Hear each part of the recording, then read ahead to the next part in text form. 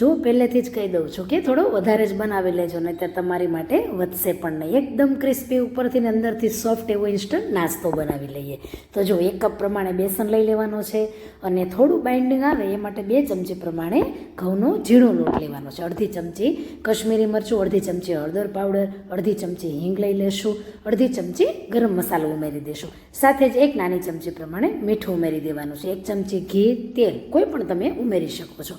ઘરના જ રૂટીન મસાલાથી બનતો આ ટેસ્ટી નાસ્તો એટલો મસ્ત બને છે કે જો વધારે નહીં બનાવો ને તો તમારી માટે ઘટવાનો છે. હવે અડધા કપ પ્રમાણે પાણી લેવાનું છે. અહીં પાણીનું કોઈ પરફેક્ટ મેઝરમેન્ટ નથી, કેમ કે જો આપણે લોટ છે ને થોડો કઠણ બાંધવાનો છે. હવે ચણાનો લોટ આપણને જોવામાં તો વધારે લાગે, પરંતુ તમે થોડું થોડું જ પાણી ઉમેરજો, કેમ કે ચણાના લોટમાં ખૂબ ઓછું પાણી જોતું હોય છે. એટલે આ રીતે જુઓ લોટ બાંધવાનો છે. તો અહીં થોડો કઠણ એવો લોટ બાંધી લેવાનો છે, ઢીલો ન થઈ જાય એનું ખાસ ધ્યાન રાખજો. અને કદાચ થઈ જાય તો 2-3 ચમચી ચણાનો લોટ ઉમેરજો. આ રીતે મેં બાંધ્યો છે. અને ત્યાર પછી આ લોટ છે ને સુકાઈ ન જાય ને એ માટે થોડોક પાણીવાળો હાથ ઉપરથી લગાવી લેવાનો છે. ત્યાર પછી આ રીતે બધી જ બાજુ પાણી સરખું લાગી જાય એ વાતનું ધ્યાન રાખવાનું, એટલે એકે બાજુ લોટ સુકાય નહીં. અને પાણી જો અડધા કપ જેટલું લીધું હતું ને તો 3 ચમચી જેટલું પાણી વધી ગયું છે, એટલા પાણીની જરૂર પડી છે.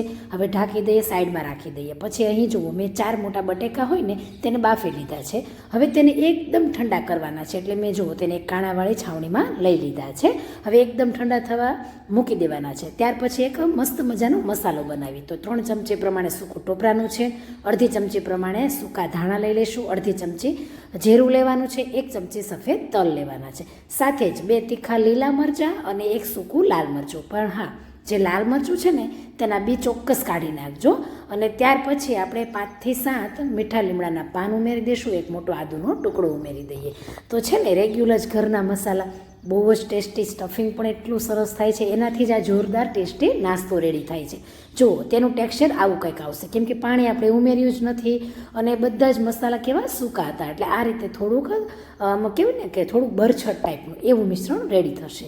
ત્યાર પછી અહીં 2 ચમચી તેલ ગરમ કરીને તેમાં જે આપણે મસાલો પીસ્યો છે તેને ઉમેરી દઈએ અને 1 થી 2 મિનિટ માટે આ મસાલાને જ ધીમા ગેસ પર શેકીશું. તો જુઓ સ્ટીલનું આપણું વાસણ હોય ને તો સતત ચમચો ફેરવો પડે, અને જો નોનસ્ટિક હોય તો પછી હળવા હાથે પણ તેમાં ચોંટવાની બીક રહેતી નથી. તો આ રીતે મસાલાને 2 મિનિટ માટે મેં શેક્યો છે. ગેસની ફ્લેમ તો ધીમી જ રાખવાની છે. ત્યાર પછી બટેકા એકદમ ઠંડા થઈ ગયા છે. જુઓ આપણે ગરમ ગરમ જ બટેટાનો ઉપયોગ કરીએ ને તો મસાલો ચીકણો બને છે, એટલે એકદમ ઠંડા કરજો. અને બફાયા ન હોય ને પૂરા તો પછી મેશરથી મેશ કરવાના છે, અથવા તો તેને ખમણીને આપણે એડ કરવાના છે. હવે નાની ચમચી પ્રમાણે અડધી નાની ચમચી સંચળ પાવડર અને 1 નાની ચમચી મીઠું નાખીને તેને મિક્સ કરી લેશું. અહીં બટેકા છે ને એ પ્રોપર તમારા બફાયેલા હોવા જોઈએ અને ઠંડા હોવા જોઈએ. તો આ રીતે જો એકદમ સરસ, એકદમ એક સરખો મસાલો રેડી થઈ છે, સેજે ગાંઠ પણ રહેવી જોઈએ નહીં. તો હવે છે ને તેની અંદર થોડા લીલા ધાણા ઉમેરી દઈએ. અને ગરમ ગરમ મસાલો છે તેમાં લીલા ધાણા અમે ઉમેર્યા છે તો સુગંધ એટલી સરસ આવે છે. ત્યાર પછી અડધા લીંબુનો રસ અથવા તમે અડધી ચમચી પ્રમાણે આમચૂર પાવડર પણ ઉમેરી શકો છો. એકદમ મસ્ત એવો ચટપટો મસાલો રેડી થાય છે કે એનાથી જ નાસ્તો એટલો સરસ ટેસ્ટી લાગે છે કે અઠવાડિયામાં તમને પણ એમ થશે કે ચાલો બીજી વાર બનાવી લઈએ એમ. તો આ રીતે જુઓ મસ્ત મજાનો મસાલો રેડી થઈ ગયો છે. હવે તેને ઠંડો થવા દઈએ. આ બાજુ જોઈએ તો લોટ પણ સરસ એવો રેસ્ટ લઈ ચૂક્યો છે. હવે તેને આપણે મસળી લેવાનો છે. મસળી એટલે આટલો સરસ સોફ્ટ થઈ જશે. જો પહેલેથી થોડો કઠણ રાખીએ ને તો આપણે તેને સમય આપ્યો છે રેસ્ટ માટે, તો છે ને તે ઢીલો ન થઈ જાય. એટલા માટે આપણે પહેલેથી થોડો કઠણ રાખવાનો. તો રોટલીનું જેવું લૂવું કરીએ એવું લૂવું કરી અને રોટલીના જ લોટથી તેને અટામણવાળું કરવાનું છે અને તેને વણવાનું છે.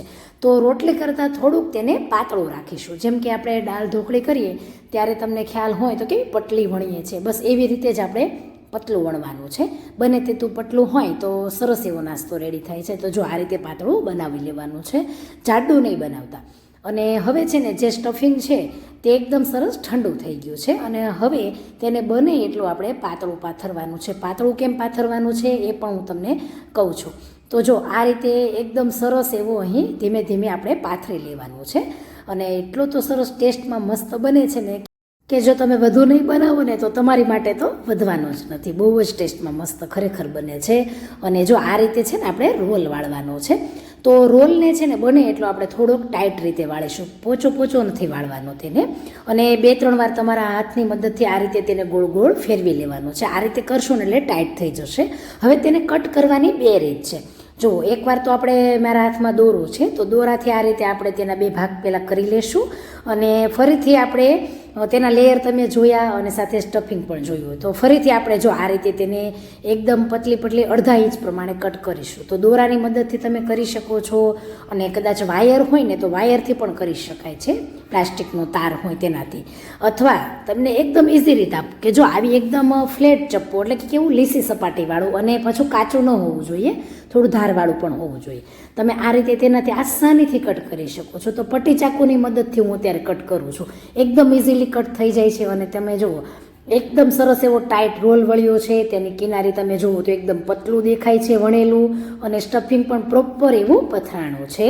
અને આ રીતે જો બાકીના પણ આપણે કટ કરી લઈશું. એકદમ ઇઝીલીથી આપણે ચપ્પુની મદદથી એકદમ આસાનીથી કટ કરીએ છીએ. પરંતુ કિનારીએથી ખરબચડું ચાકુ પણ આવે છે, તેનાથી કટ નહીં કરતા, નહીંતર પ્રોપરલી છે ને આમ લીસું કટ નહીં થાય એમ. તો જો આ રીતે આપણે બનાવવાની છે. તો આ આલુ વડી છે, એકદમ મસાલાથી ભરપૂર, એટલી તો ટેસ્ટી બને છે. અને છે ને આ નાસ્તો અમે મારા મામાને ત્યાં અમે બહુ જ ખાતા નાના હતા ને ત્યારે. હવે જુઓ તળીએ ને તો 2 વાતનું ધ્યાન રાખજો કે તેલનું તાપમાન ઓછું હોવું જોઈએ અને ગેસની ફ્લેમ મીડિયમ હોવી જોઈએ. જો તેલ વધારે ગરમ હોય ને તો અંદર કાચી રહેશે. તમે જુઓ કેટલી મસ્ત દેખાવમાં લાગે છે. એટલો તો એનો વધારે હું કહું તો એનાથી પણ ટેસ્ટ મસ્ત છે. તો મીડિયમ ગેસ પર આપણે તેને ફ્રાય કરવાની છે, એટલે કાચી ન રહી જાય અંદર સુધી, અને ગોલ્ડન બ્રાઉન કલરની આપણે તેને ફ્રાય કરીશું.